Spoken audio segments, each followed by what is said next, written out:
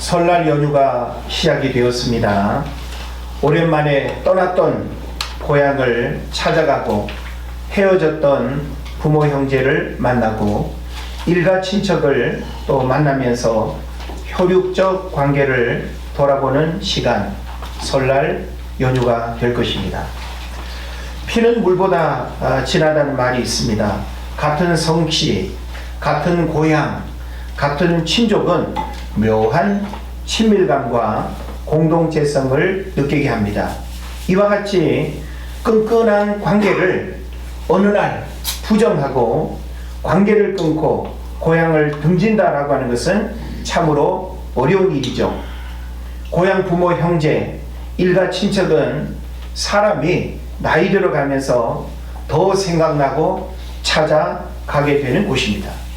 그런데 오늘 성경 본문을 보면 하나님은 아브라함에게 가장 안정적이고 친밀한 고향과 친척과 집을 떠나라고 그렇게 말씀하십니다. 참 너무나 많이 들어 알고 있는 말씀이죠.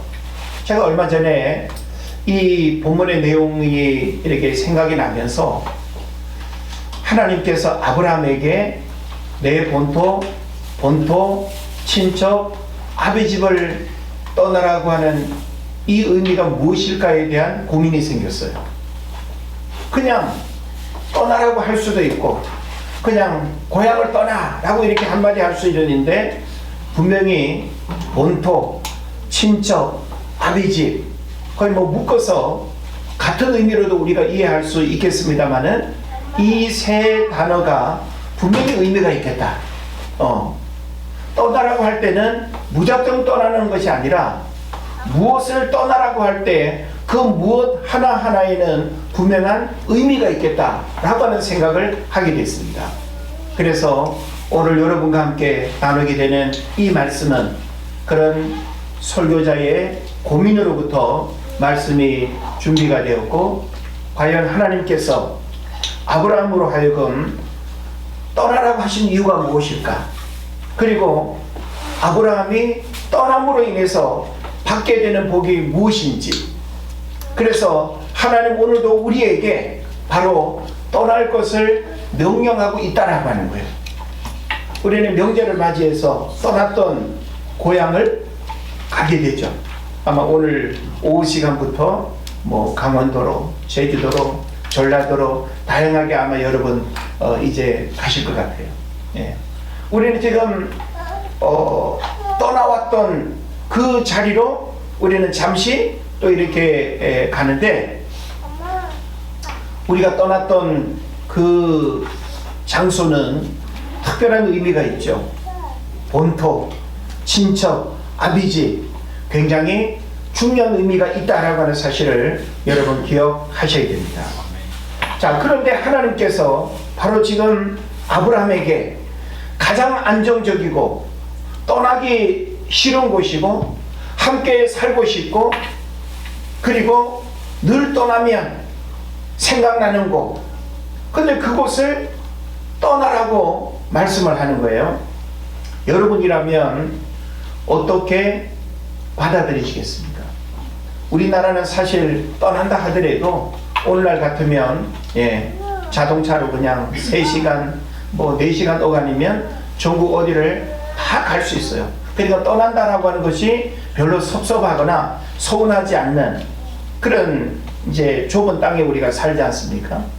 근데 아브라함이 떠났던 장소와 하나님이 이끄시는 그 목적지를 우리가 보게 되면 우리가 그렇게 쉽게 떠날 수 있는 그런 곳이 아닙니다. 그리고 사실 방향도 모릅니다. 목적지도 정확하지 않습니다. 그죠? 그래서 우리가 성경을 보게 되면 하나님께서 뭐라고 말씀하시는가 하면 보여준 땅으로 가는 것이 아니라 보여줄 땅으로 가라는 거예요. 그러니까 너무나 막연한 거예요. 그런데 하나님께서 떠나라고 할 때 아무 의심도 없고 아무 거부감도 없이 알겠습니다 하면서 그렇게 과연 떠나기가 쉽겠는가라고 하는 것이죠. 여러분이라면 어떻게 받아들이시겠습니까? 참 고민이 돼요. 아브라함은 어떻게 이렇게 쉽게 성경에서 고민, 의심, 밤잠을 설쳐가면서 망설이고 그런 표현이 있어요, 없어요? 없어요. 하나님의 그 말씀하심 앞에 바로 이 아브라함은 순종하는 그 모습만 우리에게 보여주고 있습니다. 그래서 다시 우리가 1절 말씀을 보게 되면 하나님의 아브라함에게 너는 내 본토와 친척과 아비집을 떠나 내가 내게 보여줄 땅으로 가라 라고 이렇게 말씀을 하셨는데, 여러분, 이 말씀은 단순히 물리적인 이동을 넘어서 중요한 영적 의미를 담고 있다는 것을 여러분 알아야 돼요. 만약에 그런 의미가 없다고 한다면 그냥 떠나라고 해도 되잖아요. 단순하게 너 그냥 고향 떠나라고 하는 그 한마디 속에는 본토, 친척 다 포함되는 거 아닙니까? 근데 왜 이렇게 구체적으로 본토와 친척과 아비집을 떠나라고 이렇게 말씀하고 있는가? 여기는 굉장히 중요한 의미가 있고, 이것은 오늘 우리에게도 떠날 것을 명령하실 뿐만 아니라 왜 떠나야 하는지, 떠난다라고 하는 그 하나하나에 어떤 영적 의미가 있는지를 여러분 깨닫게 된다면 아브라함이 받았던 그 놀라운 영적인 축복과 그리고 현세의 축복이 여러분 가운데도 경험되게 될 줄로 믿습니다. 본문에 등장하는 본토, 친척, 아비집은 신앙의 여정에서 우리가 내려놓아야 할 것들을 상징적으로 보여줍니다. 상징적인 의미가 있다는 거예요. 여러분 한번 말씀을 들으면서 생각해 보세요. 본토, 뭔 의미가 있을까? 친척을 떠난다? 뭔 의미가 있을까? 아비집을 떠난다? 뭔 의미가 있을까? 제가 여러분에게 말씀을 전하기 전에 여러분 스스로가 이 하나하나의 떠남에 대한 의미를 생각할 수 있어야 돼요. 하나님이 성경을 기록하라고 할 때는 의미 없이 우리에게 주는 단어가 하나도 없습니다. 단어, 문장, 표현 속에는 우리 어법에는 맞지 않고 우리 문법으로는 굳이 이렇게 표현하지 않아도 될 법한데, 성경에는 굉장히 독특한 어떤 표현을 통해서 우리에게 상징적인 어떤 의미와 영적인 메시지가 담겨있는 경우들이 굉장히 많이 있습니다. 그래서 우리는 하나님의 말씀을 그냥 가볍게 줄거리를 이해하는 수준으로만 봐서는 안 되는 거예요. 그래서 한 단어, 한 구절 속에 원어적 의미와 문장의 의미와 문맥의 의미들을 우리가 알아야 저자의 의미를 알 수 있고, 원저자 되시는 하나님이 왜 이렇게까지 떠나라고 하시는가라고 하는 것을 우리가 알게 된다는 겁니다. 그러면 먼저 여러분에게 이 세 가지를 하나씩 나누게 될 텐데, 먼저 본토입니다. 여기서 본토라고 하는 말은 익숙한 환경과 세속적 안정을 의미해요. 지금 여러분이 살고 있는 그 삶의 자리는 누가 강제 수용소를 막 이렇게 밀어서 원하지 않는 곳에 이렇게 살게 된 것처럼 그렇게 지금 여러분 사는 분이 있습니까? 이런저런 조건과 교통과 편리함과 또 나의 또 직장과 내가 어디 여행을 간다라고 할 때 이런 여러 가지 상황들을 다 고려해서 서울이 아닌 인천이 아닌 부천으로, 또 부천 외에 사시는 분들 또 그렇게 이해하십시오. 지금 여러분이 살고 있는 그 모든 삶의 자리는 여러분이 최선의 선택으로 살고 있는 거예요. 그래서 나의 어떤 심리적인 안정뿐만이 아니라 내 삶을 가장 안정되게 하는 그런 어떤 장소라고 볼 수 있죠. 여러분 매일 자고 일어나면서 의식하면서 씩씩거리고 화내고, 아유 나 여기 왜 이렇게 불편한지 몰라, 빨리 이사 갔으면 좋겠어, 이 땅이 저주받은 땅이야, 그런 분이 있습니까? 우리는 자기가 살고 있는 보금자리, 내가 눈 뜨면 가장 먼저 보게 되는 내 주변의 마을들, 우리는 정겨움으로 바라보고 따뜻한 마음으로 우리는 내 삶의 자리를 우리가 좋아합니다. 근데 여러분, 이 본토는 바로 아브라함이 태어나고 자란 땅으로 그가 익숙하고 안전하게 느끼는 삶의 기반을 의미합니다. 세속적 가치관, 안정감, 자신이 의존하던 모든 것을 나타내는 것, 이게 바로 이 본토라고 하는 단어에 담겨있는 의미가 되는 것입니다. 그런데 어느 날 하나님께서 이렇게 안정된 삶의 자리에 행복하게 살아가던 아브라함을 하나님이 잡초 뽑아내듯이 불러내시는 거예요. 떠나라는 거예요. 근데 그 떠나라고 하는 어떤 그 말 속에는 보장되어 있는 게 없어요. 어떤 일이 일어날지도 몰라요. 내가 지금 누리고 있는 이 안정보다 더 큰 안정이 주어진다라고 하는 보장이 없는, 어찌 보면 굉장히 그 불안과 두려움이 그의 삶을 지배할 수밖에 없음에도 불구하고 아브라함은 떠났다라고 하는 사실, 이걸 오늘 우리가 좀 생각을 해봐야 됩니다. 저는 이 본토에 대한 이 말씀을 여러분과 함께 나누면서 몇 사람이 생각이 났어요.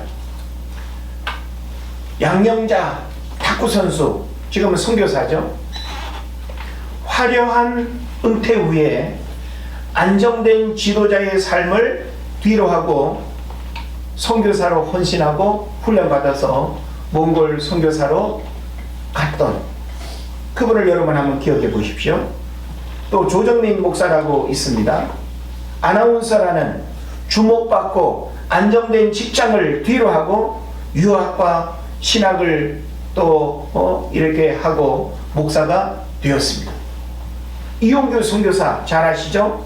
하버드대를 졸업하고 진로와 취업에 안정된 보장이 주어졌음에도 불구하고 그 모든 현실적인 기득권을 포기하고 부르심 앞에 순종하고 몽골 선교사로 떠났던, 사실 우리가 가만히 우리의 신앙생활을 생각해 보면 떠남으로부터 믿음의 모험이 일어나는 것이고, 떠남으로 인해서 믿음의 역사가 일어나고, 떠남을 통해서 지금보다 더 놀라운 일들이 우리 삶에 경험되어지는 거예요. 근데 오늘날 많은 사람들이 이 떠남에 대한 두려움 때문에 지금 내가 안정적인 이 삶의 자리를 박차고 일어나지 못하는 경우들이 굉장히 많다라고 하는 것입니다. 그래서 우리는 이 본토라고 하는 이 한 단어를 통해서 하나님은 우리의 삶에서 익숙함과 안락함을 내려놓고 새로운 믿음의 여정으로 나아가기를 원합니다. 우리는 그렇게 나아가지 못하는 우리의 현실을 뭐라고 말합니까? 게을러서, 그리고 여기가 좋아서, 내가 지금 누리고 있는 이 안정감의 어떤 상황을 벗어나고 싶지 않은 거예요. 그냥 이렇게 편안하게 신앙생활을 하고 싶은 거예요. 누가 나를 이렇게 귀찮게 하면 우리의 감정이 부정적으로 발산되고, 누군가가 나를 건들기만 하면 나 지금 이게 좋은데 왜 나를 힘들게 피곤하게 하냐고 그렇게 반응하죠. 모든 사람들은 저마다 지금 내가 안정감을 가지고 살아가는 이 삶의 자리를 벗어나기를 원하지 않습니다. 근데 우리는 이 본토를 벗어나고 본토를 떠남으로 인해서 본토에서 경험하지 못하는 놀라운 일들을 우리가 알게 된다는 것을 깨달아야 됩니다. 세상의 기준과 안전한 환경에 집착하기보다는 하나님의 계획과 약속을 신뢰하면서 나아가야 된다라고 하는 것이죠. 그래서 예수님도 제자들에게 세상을 떠나 십자가를 지고 따르라고 말씀하셨습니다. 근데 중요한 것은 뭔가 하면 하나님이 우리에게 떠남에 대한 어떤 말씀을 우리가 이렇게 듣게 되면 떠나야 되겠다고 생각을 하고 움직이는 경우들이 있긴 있어요. 근데 문제는 뭔가 하면 떠날 때는 몸도 떠나야 하고 마음도 떠나야 하고 시선도 떠나야 된다는 거예요. 아브라함의 조카 롯이 소돔과 고모라 성에서 이렇게 나오게 될 때 뒤를 돌아보지 말아야 했죠. 그건 뭐예요? 떠날 때는 미련 없이 뒤를 돌아보지 말고 떠나야 되는데, 우리가 성경을 보게 되면 어떻게 했어요? 뒤를 돌아봄으로 인해서 소금 기둥이 된 이런 이야기를 우리가 성경에서 보게 되는 것입니다. 저는 우리가 떠난다라고 하는 거 굉장히 중요한데, 몸은 떠나는데 마음은 여전히 떠나지 못하고 있는 경우들이 있어요. 근데 몸도 마음도 이렇게 떠나는데 가끔씩 견눈질 하듯이 어떤 시선이 자꾸만 뒤를 돌아보고 자꾸만 시선이 뭔가 이렇게 주목하지 못하고 하는 그런 경우들도 우리가 보게 되는 거예요. 한번 따라 합시다. 떠날 때는 몸도 떠나야 하고, 마음도 떠나야 하고, 시선도 떠나야 한다. 네. 저는 시선이라고 하는 게 참 중요한 것 같아요. 몸을 떠나는 거 뭐 그냥 보여지기 식으로 얼마든지 떠날 수 있어요. 그런데 마음은 감추어져 있기 때문에 또 어떤 면에서는 잘 모르는 어떤 모습으로 또 그렇게 우리가 할 수도 있습니다. 그런데 우리의 시선이라고 하는 것은 몸도 속이는 거고 마음도 속이는 그런 문제라고 저는 봅니다. 그런 면에서 우리가 떠난다라고 할 때는 정말 몸도 떠나고 마음도 떠나고 시선도 떠나는 것이 정말 온전한 떠남의 문제다라고 하는 것을 여러분과 이야기하고 싶습니다.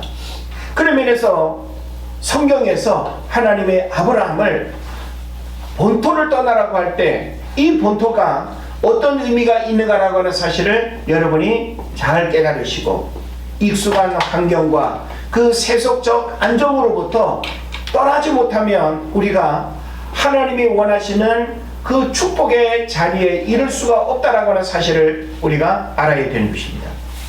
그 다음에 두 번째로는 친척입니다. 여러분 한번 생각해 보십시오. 친척을 떠나라? 친척 떠나는 건 좀 쉬울 것 같아요. 그죠? 부모 형제는 그래도 가까운 한 지붕 아래에서 우리가 사는 공동체라면, 친척은 좀 떨어져 있잖아요. 뭐 옛날 사람들은 집성촌처럼 한 마을에 다 친척에 모여 살긴 했습니다만은, 그래도 친척은 그냥 우리 가족하고는 좀 다른 차원이라고 볼 수 있죠. 여러분, 이 친척은 인간적 관계와 의존을 의미합니다. 따라합시다. 인간적 관계와 의존. 예, 사람은 독립된 개체이지만 혼자 살아갈 수 없어요. 그래서 사회적 동물로서 이웃과 관계를 하고 마을과 관계를 하고, 그죠? 다양한 공동체와 함께 어우러지는 삶을 우리가 살아가게 됩니다.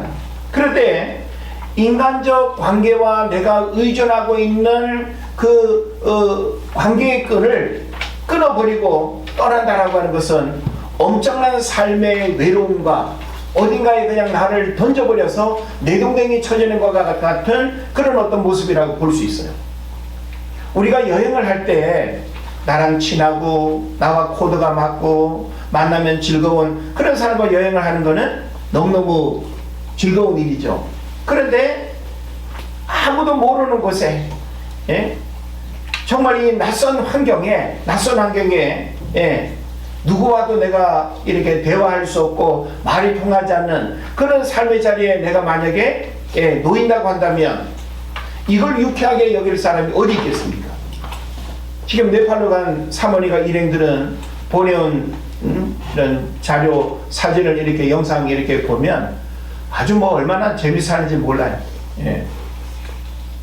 네팔 일람이라고 하는 지역인데, 그 일람은 제가 좀 이렇게 찾아보니까 차밭이 유명한 곳, 우리나라로 치면 전남 보성 같은 차밭이 아주 그냥 넓게 펼쳐져 있고, 네팔의 그 차 생산을 거의 일람이라고 하는 지역에서 다 생산을 하는 것 같아요. 차를 사올지 모르겠지만, 그래도 그 일행들이 도시 자체는 처음 가는 곳이나 낯설지는 몰라도 함께 어우러지는 공동체가 있으니까 불편한 거나 그런 거 없겠죠. 근데 우리가 이렇게 인간적 관계와 의존을 할 수 없는 그런 삶의 자리에 내동댕이 쳐지듯이 우리가 버려진다고 한다면 얼마나 외롭고 얼마나 두렵겠습니까? 그러니까 지금 하나님은 그렇게 얽매였던 인간관계를 끊어버리고 떠나라고 하는 거예요. 결코 쉬운 일이 아닙니다. 오늘날 캥거루족이 많다고 하죠. 부모의 그늘을 벗어나지 못하고 살아가는 삶. 예? 새끼가, 캥거루 새끼가 어미 주머니에 들락날락하면서 같이 움직이고 같이 먹고 사는 것처럼 오늘날 자녀들이 20, 30이 넘어도 부모 그늘에서 벗어나지 못하고 캥거루족으로 살아가는 그런 사람들이 많다고 합니다. 자녀가 결혼해도 또 지금 거리에서 하루가 멀다고 만나고 살아가는 관계, 뭐 우리 주변에 얼마든지 있을 수 있죠. 나는 절대 우리 자식을 멀리는 시집 못 보내, 뭐 이런 부모들도 있지 않습니까? 예? 늘 그냥 뭐 10분 30분 거리에 걸어서도 찾아가고 만날 수 있는 그런 관계에 이렇게 살고 있는, 근데 그 관계를 끊어버리고 내가 이민을 간다든지 여기도 전라도 땅끝마을로 내가 이사를 간다든지 쉬운 일입니까? 관계를 청산하고 결단하는 거 굉장히 어렵습니다. 어느 날 친구 관계를 끊어버린다는 거, 어느 날 늘 이웃사촌처럼 가깝게 지내던 그 관계를 끊어버린다는 거 굉장히 어려운 일입니다. 그래서 친척은 가족과 혈연 등 인간관계를 통해 얻게 되는 안정감과 정체성을 상징합니다. 하나님께서 아브라함에게 이 관계들을 떠나라고 하신 것은 인간적 의존과 집착을 넘어서 하나님께 전적으로 의지하라는 의미로 볼 수 있는 거예요. 우리가 사람과의 관계가 다 단절되면 누구를 찾아야 될까요? 하나님을 찾을 수밖에 없고 하나님으로만 우리가 살아갈 수밖에 없는 거죠. 그러니까 하나님은 사람과의 관계를 통해서 무언가를 이루어가기를 원하시지 않는 거예요. 오직 하나님을 통해서만 하나님의 구원 역사, 하나님의 복음의 역사가 일어나기를 원하시는 것이죠. 그래서 이 친척이라고 하는 이 단어는 우리의 정체성과 가치가 인간적 관계나 세상의 평가가 아닌 하나님 안에서 형성되어야 한다는 것입니다. 하나님은 우리가 다른 것에 의존하지 않고 하나님만을 전적으로 신뢰하며 나아가기를 원합니다. 우리는 세상에서 성공하고 어떤 신앙의 꿈을 이루는 데 있어서도 목사님 도움받고 장로님 도움받고 뭐 아는 사람 누구 이런저런 도움을 받아서 하나님 어떤 축복을 우리가 이렇게 이끌어내려고 할 때가 많이 있어요. 여러분, 하나님의 역사와 하나님의 능력은 사람의 도움이나 사람의 능력 하나도 없어도 오직 그 한 분 하나님을 통해서 우리 삶에 놀라운 일들이 일어날 수 있다는 사실 여러분 믿으시길 바랍니다. 근데 오늘 많은 사람들이 하나님 플러스 사람을 자꾸만 갖다 붙여. 그러니까 하나님은 인간을 의존하고 있는 그런 부분들을 다 잘라버리기를 원해요. 그래서 정말 진정한 영적 축복의 주인공들은 사사로운 인간관계를 다 정리합니다. 과거에 얽매였던, 과거에 함께 죄짓고 함께 쾌락에 빠지고 함께 그냥 편안하게 먹고 마시고 노는 그 모든 인간관계 속에서 하나님의 축복을 경험하기 어렵다는 사실을 여러분 분명히 알아야 됩니다. 하나님은 진정한 영적 축복의 주인공이 되기를 원한다면 세상을 등지라고 말합니다. 너가 지금 안정감을 누리며 살고 있는 그 자리를 박차고 일어나야 된다고 말씀하고 있고, 얽매이고 있는 인간관계를 끊어버려야 그 하나님으로부터 올바른 은혜의 역사들을 받을 수 있다고 성경이 말하는 것입니다. 그리고 우리가 함께 살펴보게 될 아비집, 아버지의 집, 이건 어떤 집이에요? 조상 대대로 물려받아 살고 있는 집이에요. 그러면 그 의미가 크겠어요, 안 크겠어요? 굉장히 크죠.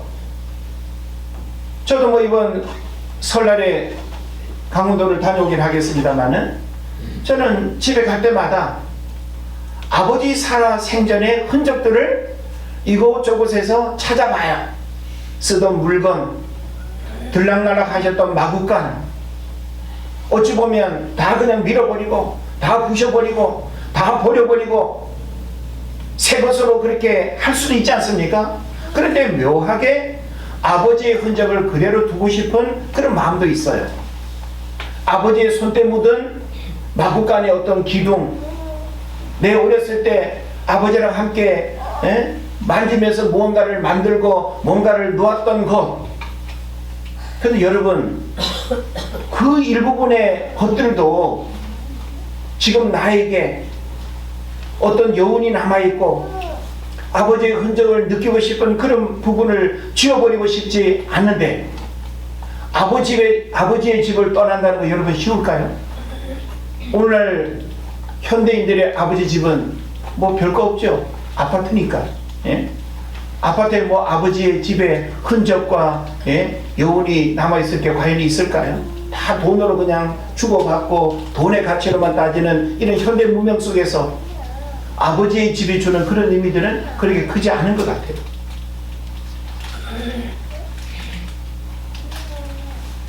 이 아버지의 집은 뭐냐?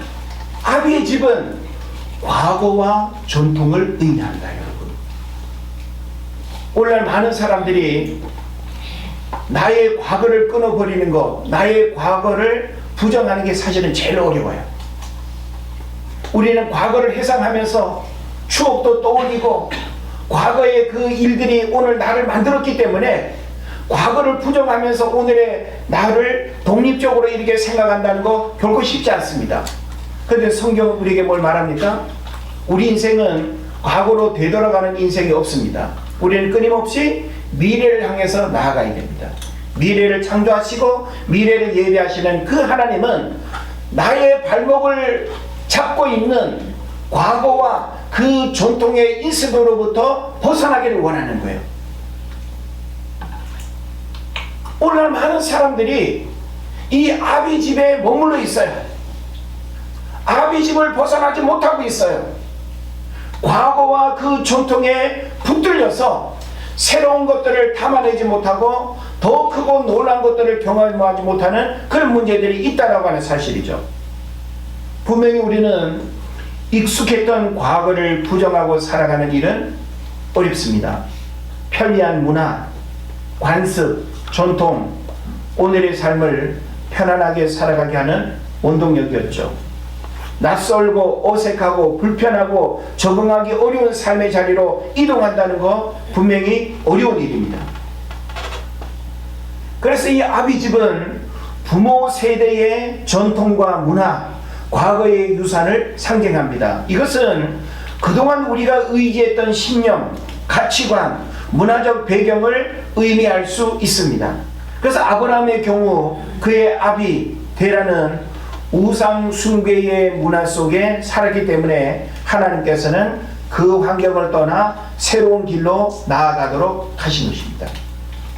그래서 신학교에서 공부할 때 이 갈대아 우르라고 하는 이 지역에서 살았던 아브라함과 아버지 데라와 그의 조상들에 대한 문헌들이 있지 않겠습니까? 아브라함의 집안은 우상을 만들어 파는 집안이었대요. 그래서 지금 우리가 바벨론이라고 이야기하는 그 갈대아 우르는 바벨론 문화의 그런 그 터가 되는 곳입니다. 그러니까 얼마나 다양한 우상을 흙을 빚어가지고 만들어서 그것을 팔았겠어요. 그래서 이야기 가운데 보면 어느 날 아버지 데라가 우상을 만들어서 이렇게 파는 사업을 하는데 어느 날 이 아브라함한테 이 사업장을 잠시 맡기고 어디 여행을 이렇게 가게 됐대요. 옛날 여행은 하루 이틀로 다녀오는 게 아니지 않습니까? 몇 달 걸리니까. 그래가지고 이 아브라함이 아버지 그 가업을 이제 이렇게 지키면서 그 우상을 판매하는 일을 하는데 어느 날 가만히 이렇게 생각해 보니까 흙으로 빚은 이 우상들이 도대체 이게 뭔 의미가 있는가 이런 생각이 들더라는 거예요. 예? 숨을 쉬길래 자기들이 뭐 걸어 다니길래 움직이길래 그래가지고는 이 아브라함이 어느 날 몽둥이를 가지고 쌓아놓은 그 우상을 다 그냥 쓰러뜨리고 그냥 다 깨뜨려 버렸대요.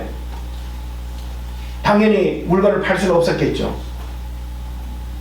아버지가 여행을 마치고 돌아왔습니다. 난장판이 됐습니다.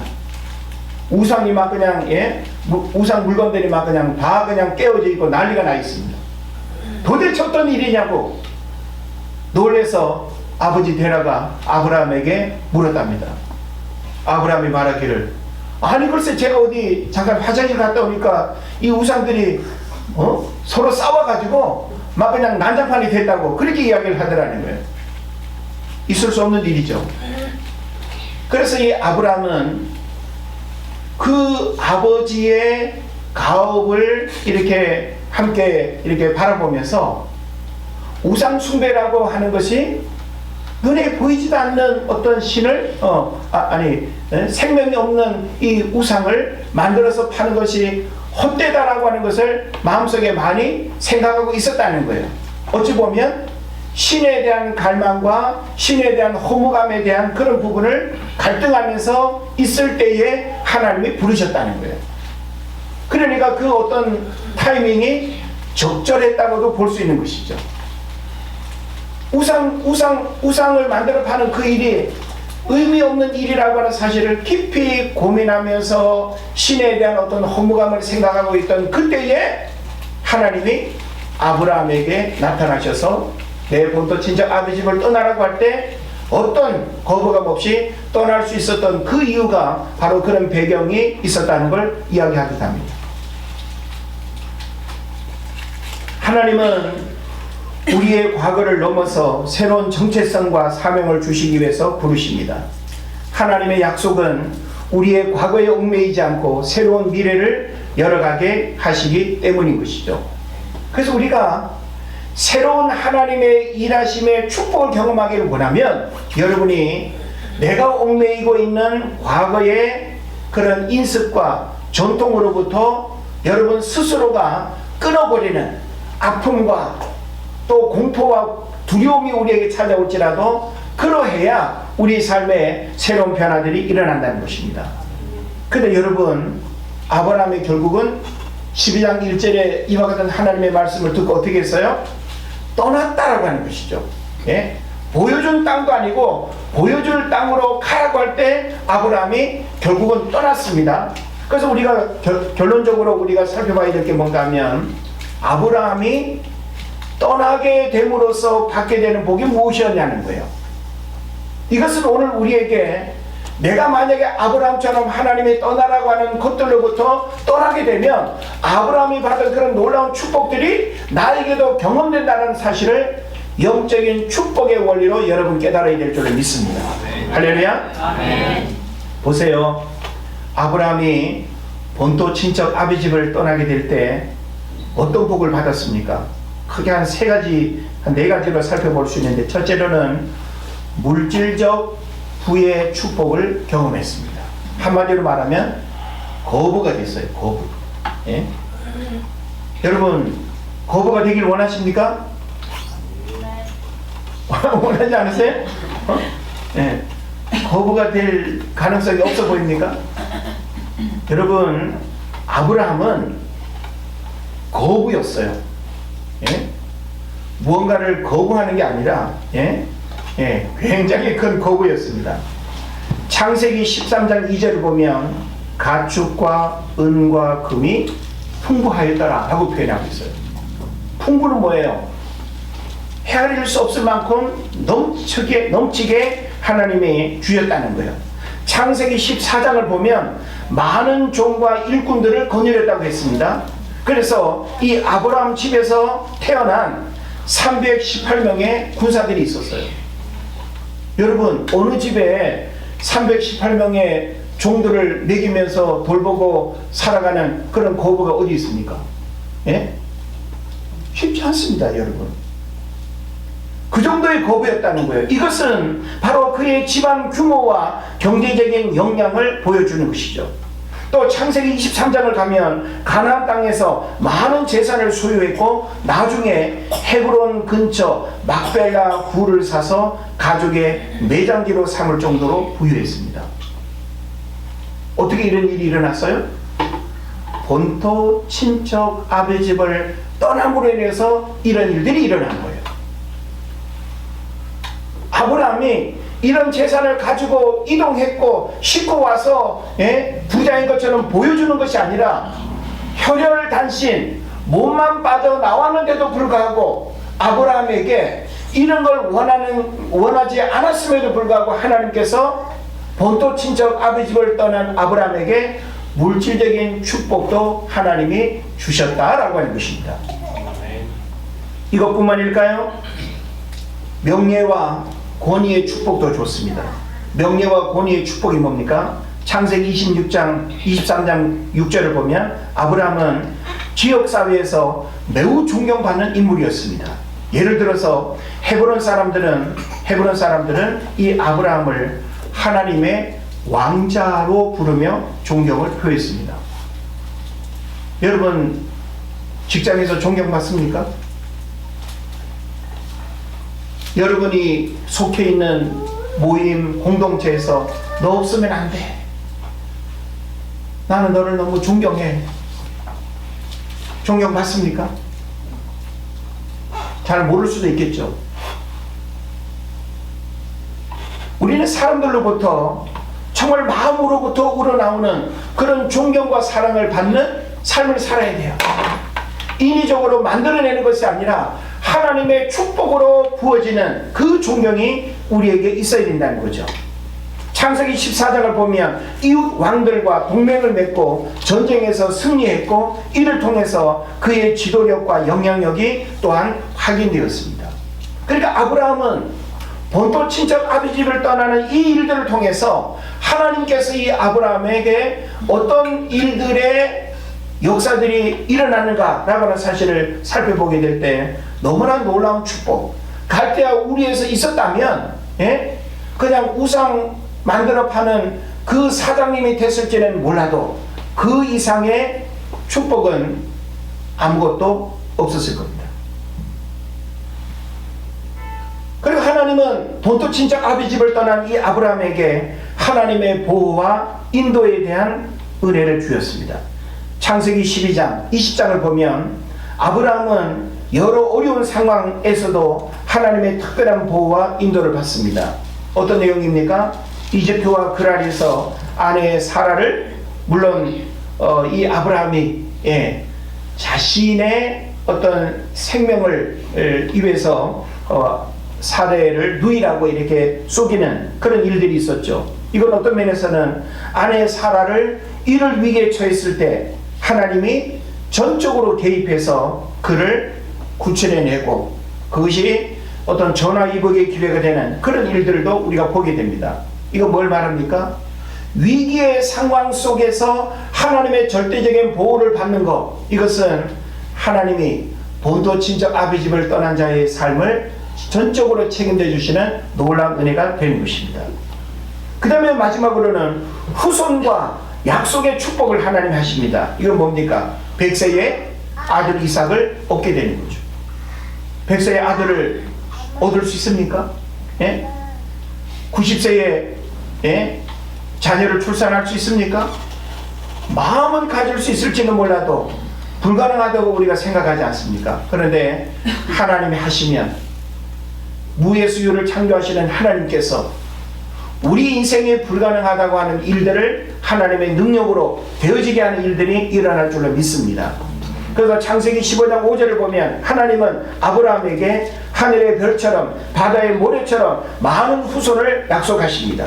갈라디아서 3장 16절에서는 그의 후손은 이스라엘 민족으로 번성했을 뿐 아니라 예수 그리스도를 통해 모든 민족이 구원의 축복을 받게 되었습니다. 이거 바로 뭡니까? 믿는 자의 조상이 되고 복의 근원이 되는 축복을 아브라함에게 주었다는 거예요. 얼마나 놀라운 일입니까? 본토 친척 아비집을 떠난 이 아브라함에게 하나님이 약속하시고 하나님이 현실적으로 그에게 부어주신 그 축복은 다 감당하기도 어려울 만큼 너무나 놀라운 일이었다라고 하는 것입니다. 성경에는 아브라함처럼 떠남으로 인해서 복을 받은 믿음의 위인들이 많이 소개됩니다. 아브라함만 그렇게 떠나가지고 복을 받은 게 아니라 성경 속에는 아브라함처럼 하나님이 떠나라라고 할 때 떠났던 사람들이 받은 그 축복의 역사들이 성경에 많이 언급되고 있습니다. 그럼 오늘 우리에게도 하나님은 직장을 떠나라, 고향을 떠나라, 집을 떠나라, 우리에게 하나님이 떠나라고 하는 사인이 오게 될 때 떠나라는 말씀도 없는데 제멋대로 떠나는 경우들도 있어요. 예? 하나님이 떠나라고 말씀하지 않는데 내가 가고 싶어서 떠나고 내 욕심에 이끌려서 떠나는 것은 하나님의 저주와 불행을 자초하는 겁니다.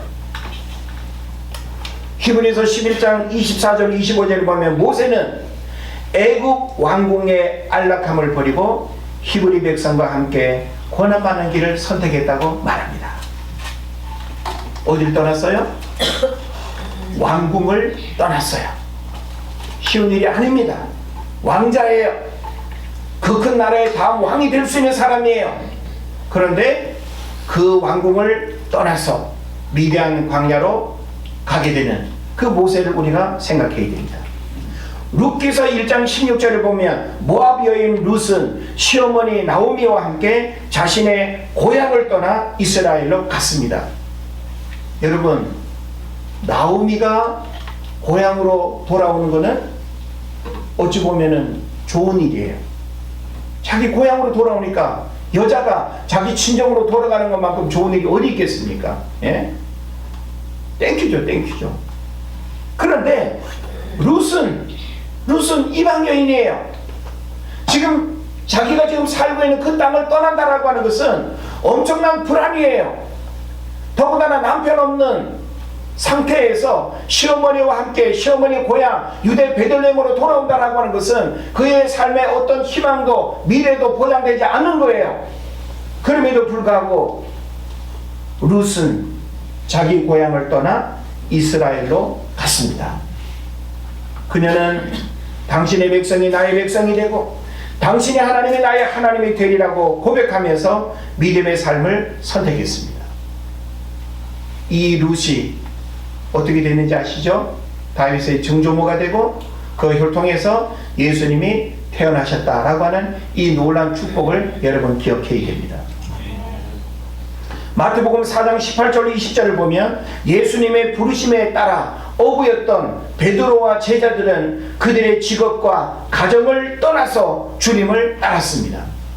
12명의 제자들 다 하던 일이 있었어요. 직업을 떠났어요. 익숙한 가정을 떠났어요. 그래서 그들은 예수님의 제자가 됐습니다. 그래서 마태복음 4장 20절을 보면 그들이 곧 그물을 버려두고 예수를 따르니라.